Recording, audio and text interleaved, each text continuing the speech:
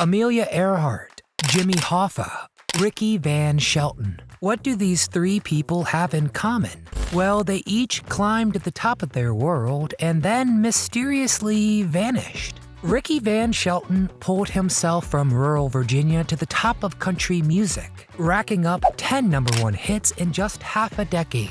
With his immense charisma, stunning versatility, and strong, rich voice, he could handle an upbeat rockabilly number just as easily as a country crooning classic.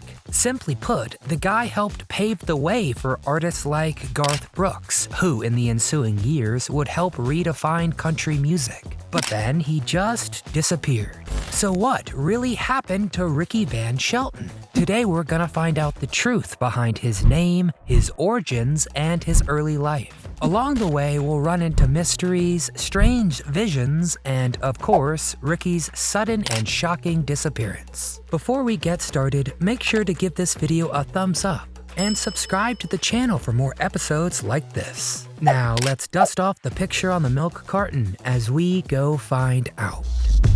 What happened? Rude beginnings. Ricky grew up in a town called Grit, Virginia. You can't make that up. The name gives you an idea of what life was like there. Dirt simple. It was the kind of town where you knew who you were and what your purpose in life was. Ricky's family had a purpose. It was called church. In fact, Ricky's family went to church more than most folks worked. But there was a problem. Ricky couldn't figure out who he was. It's not that he didn't fit in. In fact, he loved going to church, where his father sang hymns in the choir. At home, he was free to run through the woods to his heart's content. But even in a place as small as Grit, there were different forces pulling him in different ways. So who really was Ricky Van Shelton? Even his name was mysterious. Van, of course, is usually seen in Dutch names, kinda like the Van in Ludwig van Beethoven. But different sources tell different stories about the Van in Ricky's name. Some say that's just a strange middle name, while others have said that he adopted the name Van because of another Ricky Shelton. But considering that guy had 0 #1 hits, you might ask, why didn't he have to change his name? While Ricky's dad was continuing to sing the same gospel tunes, Ricky's brother happened to discover something new: country music. In fact, he was so blown away by his little jug band that he decided to leave his church-going life behind, finding a new devotion: music. For the next 20 years, Ricky would drift around Appalachia, playing clubs for pennies and beer. Those ensuing years were murky ones. We don't know exactly what happened to Ricky during that time. We just know he did a bunch of odd jobs, including a gas jockey and a pipe fitter, as well as a construction worker, appliance salesman, and gas station attendant. At some point, he met a woman named Betty, and not long after, they were married. Then they moved to Nashville, where Ricky's career began to take off. But more importantly, and kinda skeptically, Ricky was soon to have a supernatural encounter: dance with the devil. When Ricky's career took off, you might think he had everything he wanted, but that couldn't be further from the truth. In fact, Ricky was hiding a deep, dark secret, one that would threaten not just his livelihood, but his entire life.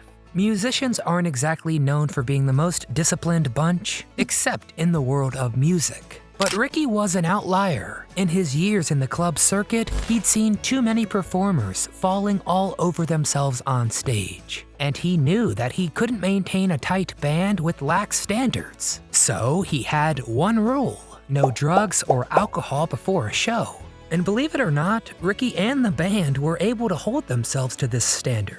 And that's a big reason why Ricky was able to develop a reputation as an airtight live performer. But after the lights went out and the clean-cut crooner left the stage, things went a very different direction. Yup, Ricky began drinking himself into a stupor. Of course, expertly trained in the already excessive consumption habits of a good country boy. Touring gave him an excuse to sink deeper into the party lifestyle. Now, we all know a lot of hard-drinking musicians can juggle both partying and living that healthy music life. But Ricky was not one of them. And his drinking got worse and worse, and one day, in the back of a tour bus in California, The morning after a dangerous bender, thousands of miles away from his family, Ricky knew he hit rock bottom. In fact, he considered ending it all. In a last-ditch effort at salvation, Ricky made a choice. He told the bus driver, "Take me home," Tor be damned. For 3 days straight, he lay in the back of a bus, sobering up and wanting to not really be alive. Then, something remarkable happened. Ricky claimed to have a vision. Sitting right above him was the devil himself, ugly and evil. He tried to fight it, punch it, kick it, but to no end. He realized he couldn't beat this thing, whatever it was, and then he came to a realization. If he alone couldn't beat it, he knew somebody who could, God. And in an instant, the vision shriveled up and disappeared. From that day on, Ricky claims he hasn't touched a drop of alcohol. He repaired his relationships with his family and became a new man. Or at least that's what he claims. But the story of Ricky Van Shelton is a little more complicated than that. Because 14 years later, this new man would vanish. Ricky's disappearance. Ricky's new reformed life seemed to be going pretty well for a bit. His supernatural experience and subsequent return to God inspired his 1992 gospel record, Don't Overlook Salvation. But while he seemed to be doing fine, in reality things were anything but stable. He was finding out the hard way how quickly the music landscape can shift, turning yesterday's big names into shopping mall buskers. He continued to play shows, and his shrinking fan base was still enthusiastic, although his albums just were not selling. More and more years passed in between each release, and less people seemed to pay attention to the once big seller. He was eventually forced to finance his own projects, and by the time he released Fried Green Tomatoes in 2000, it seemed nobody was listening. Then it happened. Ricky Van Shelton disappeared. After 2006, there was radio silence. No albums, no tours, no nothing. People wanted to know, where on earth did he go? Did his alcoholism make a tragic comeback? Was he haunted by some unknown factor from the murky early years of his career? We just didn't know. There were several factors contributing to his vanishing. The waning album sales certainly played a part, but just as big is Ricky's commitment to his family, which he almost lost way back in 1992. So Ricky has been right where he began, in Grit, Virginia, where he now lives with Betty and their children. But Ricky hasn't been sitting on the couch watching the tube this whole time, no. He's actually been quite busy, spending his time painting and piloting his private plane. Plus, he's also been putting out children's books about a duck named Quacker. Seriously, a far cry from the intense life of a touring musician. But for a guy who's been through what Ricky has, I'm sure it's a welcome change. In some ways, Ricky Van Shelton was an archetypical country musician. The tension between just wanting to be an honest American and the reality of this dark world is a tension that has driven the genre since the days of Hank Williams. And Ricky, in many ways, embodied this conflict. As we've learned over the years from so many talented and tragic stars, there are only so many ways out of this struggle. There are those who retreat into mystery and obscurity like Bob Dylan. Then there are some who just don't make it. But Ricky represents a third option, to simply vanish. You might say that's cowardly to leave everything behind and live a quiet, simple life, especially if you consider fame and riches to be important.